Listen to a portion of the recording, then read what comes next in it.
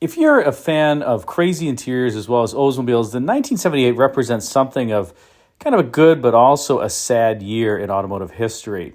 For it was in this year that Oldsmobile replaced its beloved Cutlass and the 1977 model that I think is absolutely gorgeous with that beautiful waterfall grille, as well as just overall stunning proportions and styling with this, the 1978 Cutlass.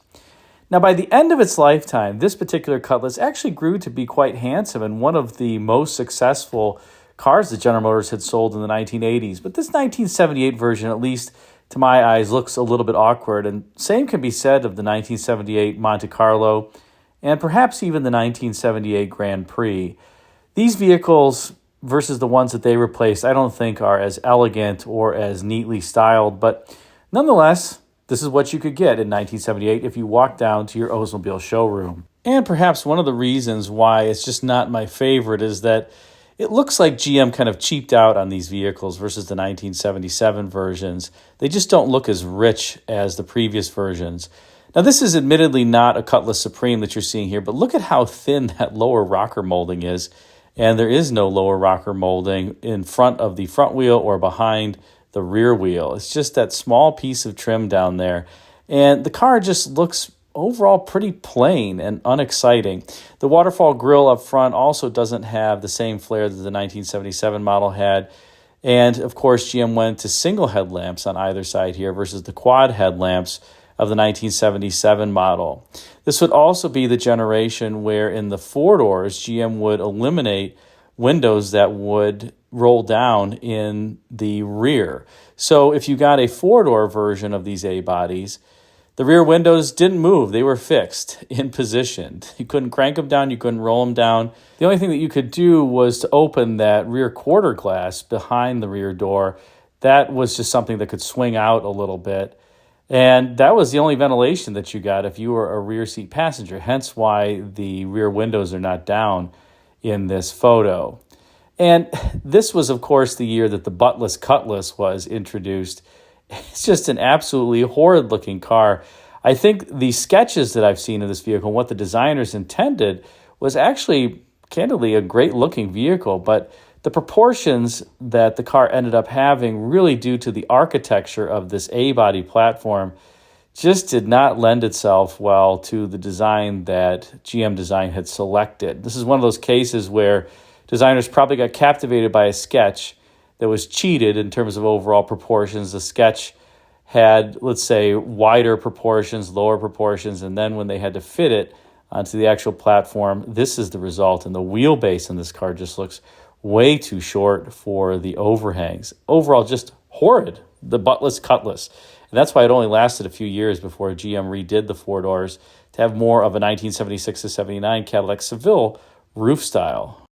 Alas, I digress, because the really cool thing and the good thing about these Oldsmobile Cutlasses was the interiors, or the designer interiors more specifically. You can see here in an ad for the 1978 Cutlass, new Cutlass designer interiors inspired by America's original designers, with a photo of a Native American lady there in the window looking at the interior print on this particular Cutlass. Well, I don't actually know if any Native Americans participated in the creation of these interiors. Likely not, but that's what Oldsmobile was trying to do, and this was during a rather patriotic time for the overall industry and the country. It's hard to imagine sometimes in these days, but in 1976, that was the bicentennial, and a lot of Americans had quite a good deal of patriotism, and there was a bit of a romance with the founding of the country and Native American culture and heritage, and hence this fit into the time frame. Now, there were two different interior trims that you could get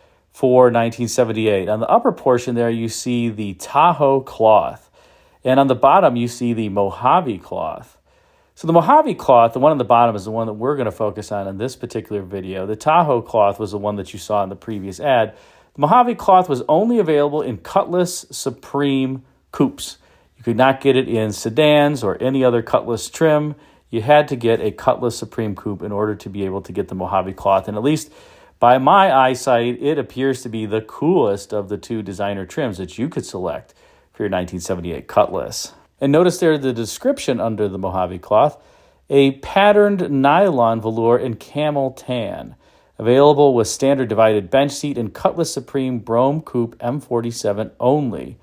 Option WK2 must be specified with trim C8. Not quite sure what WK2, but it's required for either of these interior trims. And while it would be fun to stare at this brochure for a while, let's take a look at one of these in reality. My eyes! The Mojave cloth pattern trim is just assaulting my eyesight, but this very car that I'm showing pictures of is actually available for sale on Bring a Trailer right now.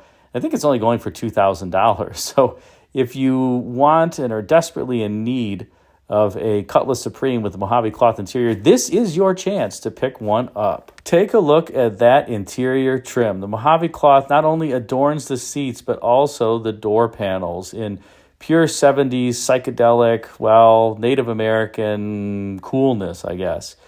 The seats in here display the loose cushion style that Oldsmobile pioneered with the 1972 Oldsmobile 98 Regency, although the loose cushions are a bit less plush here, again, probably the victim of cost-cutting. GM, and sometimes they're cost-cutting, particularly in this era. Amazingly, you notice this car has crank windows, so we know that WK2 is not power windows, that's for sure. And the door pull strap is rather interesting. It's mounted at about a 45-degree angle on the door panel, surrounded by this beautiful Mojave print cloth. Let's take a closer look at this door panel. You notice it has that Mojave print cloth up top with a few square buttons that are holding it in place. Again, this car has crank windows, doesn't have a full-width armrest, and only that little portion is padded there. So again, cost-cutting move. There is a carpeted lower, and I believe that portion below the padding on the armrest is hard plastic, unfortunately, though the area around the crank window and the door panel's upper is padded. I do like, if you look to the right of the grab handle, and the top of the grab handle in particular, you'll see it says Brome in the little script there. That's a rather nice detail, and that script for Brome would continue on Oldsmobiles for a number of years into the 1980s. And if you thought sitting in the front would be an assault on your eyes, take a look at the back seat with this Mojave print cloth. Again, those big square buttons, but you have that Mojave cloth on the seats as well as the trim panels around the rear quarter glass. You get a little stubby armrest back there. And one of the things that's kind of cool is that you get contrasting color carpeting when you selected this interior, similar to, for example, the Oleg Cassini Matador. It's pretty rare to get contrasting color carpeting unless there was a manufacturing defect at the time. But it goes with the cloth, I suppose. Here's one more photo of the front seats so you can see the cloth pattern. And notice also the contrasting bead piping around the cloth. So you have this, I think it was originally black. It's kind of faded on this car to blue. But you have the black, then you have the Mojave cloth, and then you'd have this tan piping around the seat. Pretty tasteful. Well, I shouldn't say tasteful, but good-looking design overall. Now, one of the letdowns for me in terms of interior design for this generation Cutlass is this IP. I just think it's not a great design. You have this box that kind of protrudes out from the center of the instrument panel, and then you have this lower section that encompasses the radio as well as HVAC controls. This was really before GM was emphasizing ergonomics, and you can tell because imagine trying to change the station on the radio. There are no steering wheel controls, obviously, in this Oldsmobile. You'd really have to reach forward and down to change the radio. Radio placement should be much higher and, in fact, often above the HVAC controls because you play around with it more than the HVAC. But this is where they put the radio, and I just don't think that either of these controls is well placed. Having driven some of these vehicles, you really have to have an arms out position and lean forward to change either. Not good. And I don't think it looks that great either. At least the silver brush speedometer looks kind of cool, and you have these funky turn signals above the 10 mile per hour and 80 mile per hour mark. That's what those big rectangles are. Above the 45 mile per hour mark is the bright light indicator. Of course, no gauges in this, just idiot lights aside from the fuel gauge, because you obviously don't want to know what temperature your engine is operating at or the oil pressure. So just watch out for the lights in the warning light bank on the right. Interestingly, not all of those light pods or the spaces for the lights were actually used for something. It was more just designed. There were temp and brake lights and alternator lights over there, but there are more spaces available than actual warning lights. Now, before we close out, let's talk about another unfortunate element of these new for 1978 Cutlasses, and that was what was under hood. Notice in this page from Oldsmobile's brochure in 1978, they call it the engine supplement sheet. Oldsmobile calls to your attention the following information regarding engines used in their 1978 models and the GM divisions that produce them. Oldsmobile started putting this in their brochures after they were sued by some consumers when some Chevrolet V8s made their way under hood in various Oldsmobiles, and customers felt cheated. They had paid for an Oldsmobile, they wanted an Oldsmobile V8. So this was GM really starting to disclose with more transparency who was making the engines that were under hood in your Oldsmobile. Standard in the Cutlass was Buick's 231 cubic inch V6.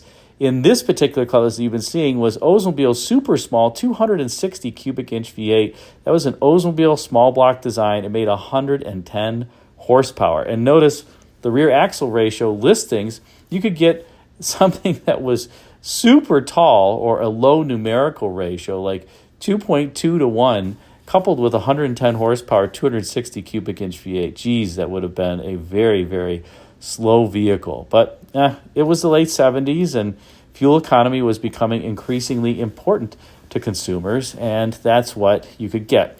Top option would have been a 305 cubic inch Chevrolet V8 in those Cutlasses, unless you got the Cutlass Cruiser.